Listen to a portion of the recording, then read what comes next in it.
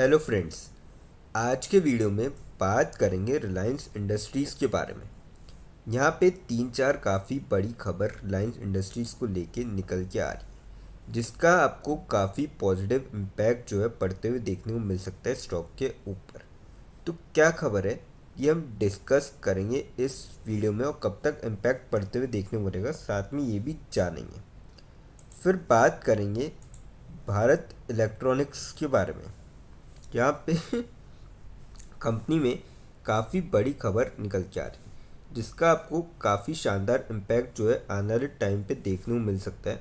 और स्टॉक हमने कल परसों के दिन देखा था, काफ़ी शानदार तेज़ी बनी थी जब इसके क्वार्टर 3 के रिजल्ट्स आए थे, और आज फिर से 450 के लेवल के बिल्कुल करीब आ चुका है। तो अब क्या स्टॉक में आपको 500 का लेवल नज़र आएगा, और अगर आता है तो कब तक आ सकता है, ये सारी चीज़ें हम डिस्कस करेंगे।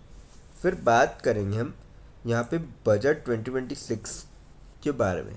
अब देखिए, यहाँ पे परसों के दिन मार्केट खुला रहेगा, संडे है क्योंकि बजट है, तो मार्केट ओपन रहेगा। तो क्या इम्पैक्ट आपको देखने मिला, और आज निफ्टी पे क्या इम्पैक्ट देखने मिला, और किस जो गिरी निफ्टी है थोड़ी बहुत, वो क्यों गिरी है, और क्या आगे भी आपको जो है यहाँ पे निफ्टी में गिरावट का दौर जारी रहते हुए देखने को मिलेगा, या फिर रिकवरी हो सकती है, वो सारी पॉसिबिलिटी जो है देखेंगे इस वीडियो में। सबसे पहले बात करते हैं रिलायंस इंडस्ट्रीज़ के बारे में। 1397 पे आज के दिन क्लोजिंग देखने को मिली, ₹6 की तेज़ी देखने को मिली, 0.43% तक स्टॉक चढ़ता हुआ नजर आया।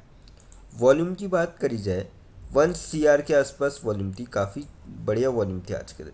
कल की बात करी जाए, 2 CR के आसपास वॉल्यूम थी, 1 CR की डिलीवरी उठाई गई।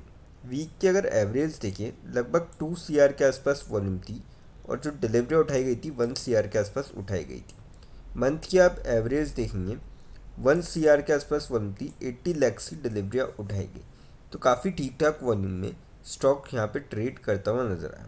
अब देखिए, इन्होंने एक्सचेंज को बताया है कि आइक्रा जो है, उन्होंने यहाँ पे इसकी जो रेटिंग्स है वो बढ़ा दी है, और क्या करिए, A1+ A has reaffirmed the credit rating of AAA and A1+ issued by it for non-convertible debentures and commercial papers respectively of the company। अब देखिए, जब आइकरा अगर रेटिंग बढ़ाता है और काफ़ी शानदार बढ़ाई है, तो इसका मतलब कहीं ना कहीं स्टेबिलिटी है कंपनी में, और आपको जो है यहाँ पे आप सेफ फील कर सकते हैं। जो भी नॉन कन्वर्टेबल डिबेंचर्स इन्होंने ले रखे हैं, और स्टॉक पे भी आप सेफ फील कर सकते हैं, क्योंकि काफ़ी बड़ी रेटिंग होती है, जिसका आपको काफ़ी पॉजिटिव इम्पैक्ट भी देखने को मिलेगा। और ऐसी ही रेटिंग नहीं दी जाती, सारी चीज़ें चेक होती है, उसके बाद जो है रेटिंग यहाँ पे निकल के आती है। तो मेरे ख्याल से तो आप इस स्टॉक को लॉन्ग टर्म के पॉइंट ऑफ व्यू से ले सकते हैं। एक खबर तो हुई। अब दूसरी खबर की बात करें, सभी को पता है यहाँ पे जब अमेरिका ने टैरिफ लगाया था, तो रिलायंस ने रशिया से इंपोर्ट रोक दिया था। अब ये जो है वापस रिज्यूम कर रहे हैं oil imports in February for domestic market के लिए।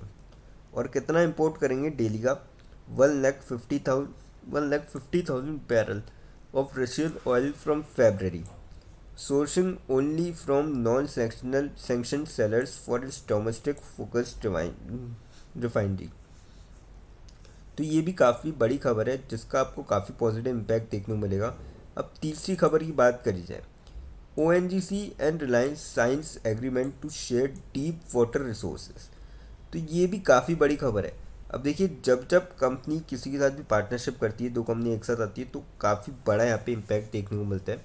इसका भी काफ़ी ज़बरदस्त इम्पैक्ट देखने को मिलेगा, और मेरे ख्याल से इन तीनों खबर से जो है आपको स्टॉक में तेज़ी बनते हुए नज़र आ सकती है संडे के दिन, क्योंकि मार्केट खुल रहा है उस दिन।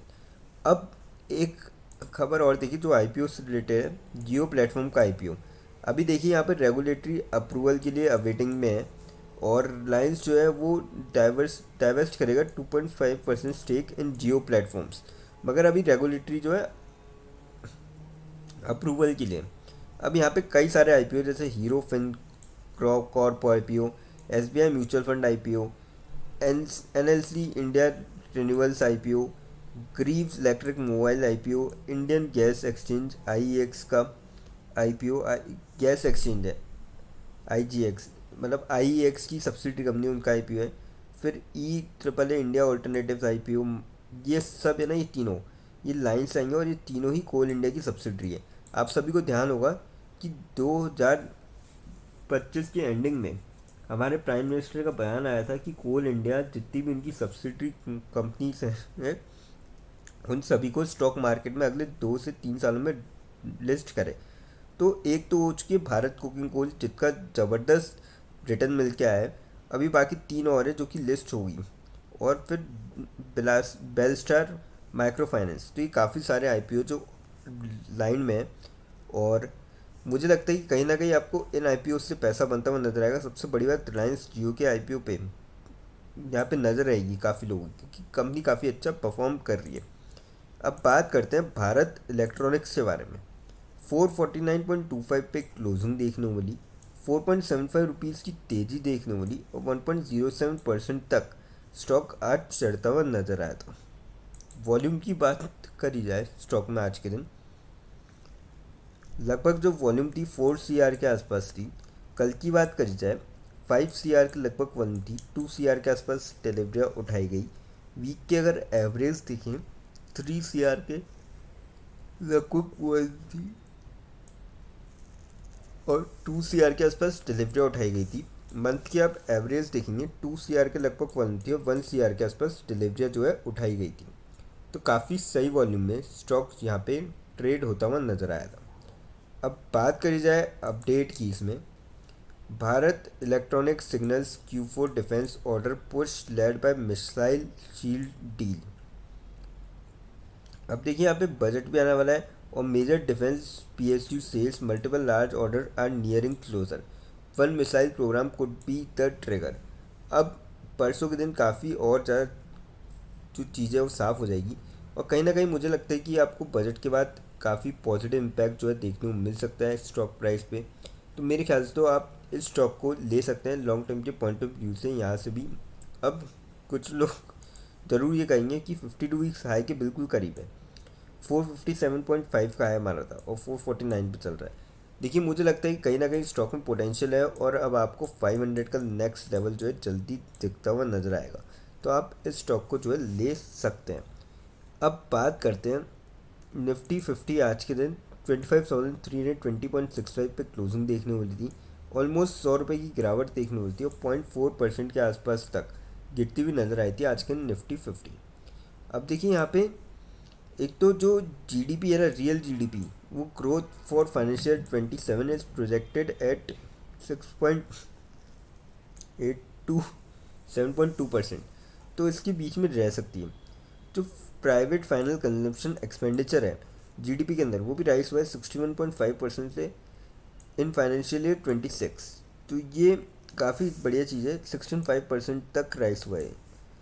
और कहीं ना कहीं यहाँ पे जो है अच्छा खासा पॉजिटिव माहौल बन रहा है। पर एक्सपर्ट्स ने एक चीज़ और बताई यहाँ पे कि आपको 10 to 20% तक करेक्शन देखने को मिल सकता है। Chances of 2008 like global financial crisis in 2026 economic survey. तो इकोनॉमिक सर्वे के अकॉर्डिंग हो सकता है कि आपको एक जो करेक्शन है देखने को मिले, क्योंकि Charles straight and artificial intelligence AI bubbles burst coinciding with escalating geopolitical and trade conflicts could trigger a 2008-like global financial crisis 2026 के अंदर इकोनॉमिक सर्वे ने ऐसा वार्न किया है। और कहीं ना कहीं मुझे लगता है कि अगर ऐसा है तो आने वाले टाइम में कि आपको कहीं ना कहीं इम्पैक्ट इसका देखने को मिल सकता है। तो मेरे ख्याल से तो आप जो है अभी इस टाइम पे कुछ एक स्टॉक्स को छोड़ के बाकी स्टॉक्स अगर आप होल्ड कर रहे हैं तो उसमें आप प्रॉफिट बुक कर सकते हैं। वापस अगर नीचे मिले तो ख़रीद सकते हैं। अब देखिए जो डिसीजन रहेगा ये फाइनली आप करेगा, क्योंकि ये जो वीडियो है नॉलेज के पर्पज़ के लिए, इन्वेस्टमेंट पर्पज़ के लिए नहीं। अगर आपको वीडियो अच्छी लगी हो तो चैनल को लाइक और सब्सक्राइब ज़रूर करें, ताकि आने वाले टाइम में आपको जो है और भी ऐसे अपडेट्स मिलते रहें। और हाँ दोस्तों, आप हमको कमेंट सेक्शन में ज़रूर बता सकते हैं कि आपको नेक्स्ट वीडियो जो है कौन से स्टॉक पर चाहिए। थैंक यू दोस्तों।